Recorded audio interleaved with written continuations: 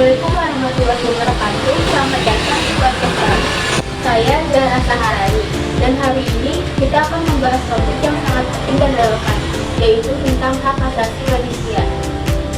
Bersama saya sudah ada Rofika Sari, seorang mahasiswi dari Jakarta Global University jurusan Teknik Industri. Terima kasih sudah bergabung, Rofika Sari. Terima kasih banyak kepada Zahra Saharani. Senang sekali bisa berbagi informasi mengenai hak asasi manusia di sini. Baik, sebelum kita masuk ke pembahasan utama, mungkin bisa dijelaskan terlebih dahulu sebenarnya apa yang dimaksud dengan hak asasi manusia. Untuk hak asasi manusia adalah hak yang melekat pada setiap individu sejak lahir sebagai manusia. Hak ini meliputi hak atas kehidupan, kebebasan, keamanan, dan juga kebebasan dari diskriminasi. Hak asasi manusia masih bertujuan melindungi martabat dan hak dasar setiap orang. Kenapa hak asasi manusia penting untuk dipahami oleh setiap orang? Pentingnya hak asasi manusia adalah karena hak ini menjaga individu dari perlakuan yang tidak adil dan kekerasan. Hak asasi manusia memastikan semua orang tanpa memandang perbedaan apapun diperlakukan dengan hormat dan mendapat hak yang sama. Menarik. Lalu, adakah contoh hak asasi manusia yang kita miliki dalam kehidupan sehari-hari? Tentu saja, contohnya hak untuk berpendapat, hak beragama, hak mendapatkan pendidikan, dan hak atas perlindungan hukum adalah beberapa bentuk hak asasi manusia yang kita nikmati setiap hari. Semua ini bertujuan untuk memastikan bahwa kita hidup dalam masyarakat yang adil dan setara. Bagaimana perlindungan hak asasi manusia di Indonesia sendiri? Apakah ada undang-undang khusus yang mengatur?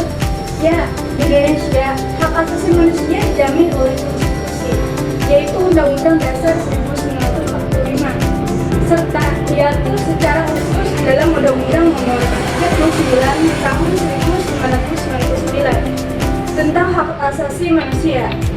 Selain itu, ada Komnas HAM, lembaga khusus yang dibentuk untuk mengawasi dan menegakkan hak asasi manusia di negara kita.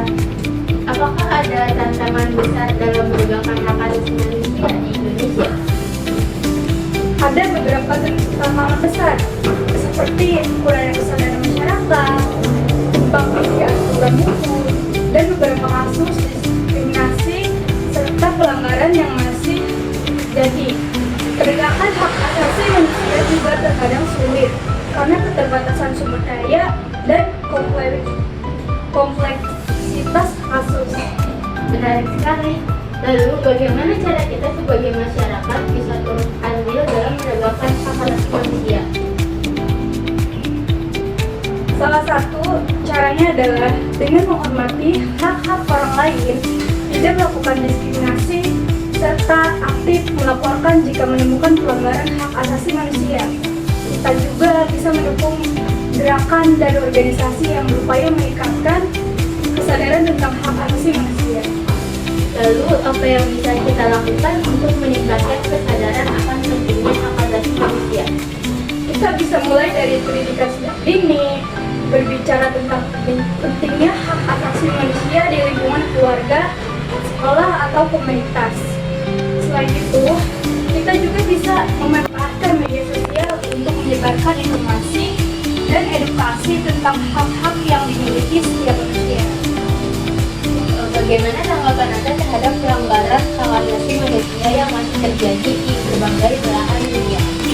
Ini sangat memprihatinkan. Banyak pelanggaran hak asasi manusia seperti penindasan politik, diskriminasi, hingga eksploitasi yang terjadi di negara-negara tertentu. Kita perlu dukungan global untuk bersama-sama menyelesaikan masalah ini dan menghentikan ketidakadilan. Bisa jelaskan kepada kami apa sebenarnya hak asasi manusia itu? Hak asasi manusia atau HAM adalah hak-hak dasar yang melekat pada setiap individu sejak lahir, tanpa memandang ras, agama, atau status sosial. Ini mencakup hak hidup, kebebasan, keamanan, dan perlindungan hukum. Apa saja contoh hak-hak dasar yang termasuk? dalam HAM. Beberapa contoh hak dasar adalah hak atas hidup, hak atas kebebasan berpendapat, hak atas pendidikan, dan hak untuk bekerja. Semua orang berhak mendapatkan hak-hak ini tanpa diskriminasi. Bagaimana sejarah lahirnya konsep hak asasi manusia ini?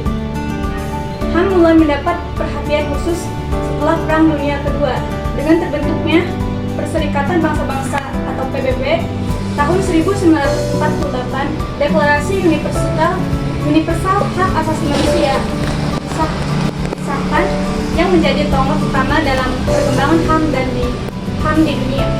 Mengapa HAM dianggap penting dalam kehidupan sehari-hari?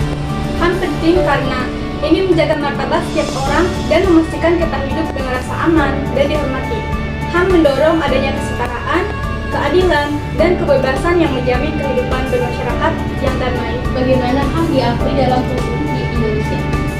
Di Indonesia, HAM diakui dalam UUD 1945 dan beberapa undang-undang lainnya, seperti Undang-Undang Nomor 39 Tahun 1999 tentang HAM. Hal ini menunjukkan komitmen negara dalam melindungi hak-hak setiap warganya. Apakah HAM hanya berlaku di negara demokratis? Tidak, HAM adalah hak universal. Artinya, hak ini seharusnya berlaku untuk semua orang di semua negara, tidak tergantung pada sistem politik atau ekonominya. Apakah ada tantangan khusus dalam menerapkan HAM di Indonesia? Tentu, tantangannya antara lain adalah soal pelanggaran HAM, baik yang dilakukan oleh individu maupun institusi, serta kurangnya kesadaran masyarakat tentang pentingnya HAM. Bisa disebutkan contoh pelanggaran HAM yang sering terjadi di Indonesia?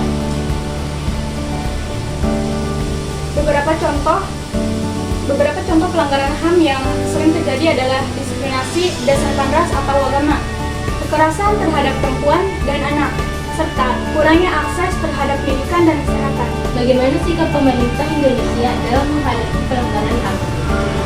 Pemerintah berusaha untuk menangani pelanggaran HAM melalui Komisi HAM, peraturan perundang-undangan, dan pengadilan. Namun, implementasinya masih mengalami beberapa hambatan di lapangan. Bagaimana peran masyarakat dalam menjaga HAM? Masyarakat memiliki peran besar dalam menghormati dan memperjuangkan HAM. Mereka bisa aktif melapor jika melihat pelanggaran HAM atau bergabung dengan komunitas-komunitas yang memperjuangkan hak asasi. Apa yang harus dilakukan jika kita menyaksikan pelanggaran HAM? Langkah pertama adalah melaporkan kepada pihak berwenang atau lembaga yang berkaitan dengan HAM, seperti Komnas HAM di Indonesia. Dengan laporan, kasus tersebut dapat ditindaklanjuti. Apakah HAM bisa dicabut atau dibatasi dalam kondisi tertentu? Dalam situasi tertentu, HAM bisa dibatasi, misalnya dalam keadaan darurat atau untuk melindungi hak orang lain. Namun, pembatasan ini harus proporsional dan diatur oleh hukum. Bagaimana dengan hak-hak kelompok minoritas? Apakah mereka juga dilindungi oleh HAM? Tentu, salah satu prinsip dasar HAM adalah non-diskriminasi.